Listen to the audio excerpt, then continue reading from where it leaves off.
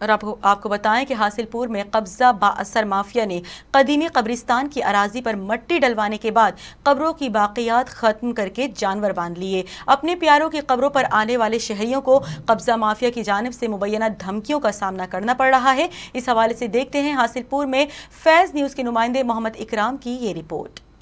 حاصلپور میں بااثر قبضہ مافیا نے قبرستان کی اراضی کو بھی نہ چھوڑا۔ موضع چون میں قبضہ مافیا نے دن دہاڑے قبرستان کی جگہ پر مٹی ڈلوانے کے بعد قدیمی قبرستان میں جانور باندھ لیے۔ جانوروں کا گوبر اور کوڑا کرکٹ بھی قبروں کے اوپر ڈال دیا جاتا ہے، جس کا مقصد علاقہ مکینوں کے پیاروں کی آخری نشانی تک کو ختم کر کے وہاں اپنے پنجے گاڑنا ہے۔ تقریباً کوئی 1.5 سال تو قبضہ کیتے ہوئے ناجائز بچے بہندے مال بنی بیٹھے نہیں تھے، بڑی بے حرمتی قبریں نکال رہے ہیں۔ قبرستان میں جانور پھرنے کے باعث قبروں کی بے حرمتی بھی ہو رہی ہے، جبکہ اس قدیمی قبرستان میں قبروں پر آئے شہریوں کو قبضہ مافیا کی جانب سے مسلسل دھمکیوں کا سامنا بھی کرنا پڑتا ہے۔ مزاحمت کرنے پر علاقہ مکینوں کو تشدد کا نشانہ بھی بنا دیا جاتا ہے۔ میں زمیندار ہاں، پیا اتھوں دا آ رقبہ میرا نال پیا ہے، میں 5 مرلے جگہ انہوں نے رہائش واسطے دیتی ہے، باقی جگہ مقام دیے پہ وسط چون جیسے رہائشی ہیں، انہیں مقام تے قبضہ کیتا ہے۔